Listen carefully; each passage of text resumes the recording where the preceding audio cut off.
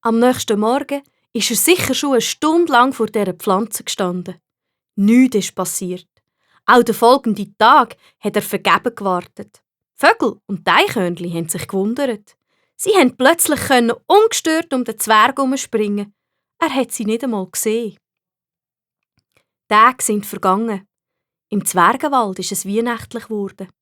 Der Pöstler musste viele Päckchen verteilen und alle Zwerge haben in dieser Zeit versucht, nett zueinander zu sein. Alle? Ich glaube, einer eben nicht. Vielleicht ist ja die störrische Blume daran schuld. Aber seit Tagen ist der Jeremias Griesgram noch griesgrämiger als schon vorher. Irgendeinmal haben dann aber doch einmal ein paar Zwerge an die Türe vom Jeremias geklopft. «Kommst du auch mit in den Wald? Wir wollen Tierli füttern», haben sie ihn gefragt.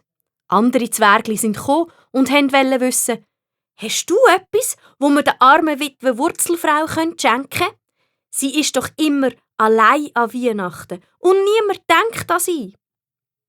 Aber der Jeremias Griesgram ist nur ganz rot geworden vor Zorn. «Hä? Was kümmert mich all die Tiere?» hat er geschumpfen. «Und was han ich mit der Witwe Wurzelfrau zu tun? Mir schenkt auch niemand etwas. Und meine Blumen bringt mir auch niemand zum Blühen.» Und dann hat er jedes Mal die Türen zugerührt und die Zwerge einfach davor stehen lassen.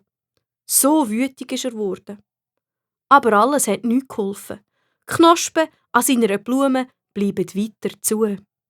Hat dann die Blume echt öppe den ungeduldigen Gartenzwerg extra ärgern?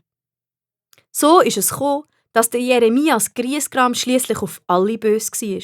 Auf die Blumen, weil sie nicht blühen wollten, und auf alle Zwerge, weil sie ihm auf die Nerven gegangen sind. Er hat gemeint, er könne sich um nichts anderes kümmern, solange die Blume nicht blüht. Und er hat es den Zwergen übel genommen, dass sie ihn nicht verstanden haben. Was meinst echt du? Hätte der Jeremias Griesgram echt mit den anderen Zwergen mit in den Wald helfen, Tiere füttern? Jeden Tag ist der Jeremias Griesgram vor seiner Blume gestanden. Das hat zwar alles keinen Sinn gegeben, aber er war völlig ratlos. Aber etwas anderes wollte er auch nicht machen. Aus den Augenwinkeln hat er die anderen Zwerge beobachtet, wie beschäftigt sie sind. Sie sollten doch eigentlich Wichtigeres machen, als ständig von Haus zu Haus rennen, denkt er grimmig. Der arme Jeremias. Er meint wirklich, das, was er macht, sei wichtiger als alles andere. Die Zwerge haben bald aufgehört, sich um ihn zu bemühen.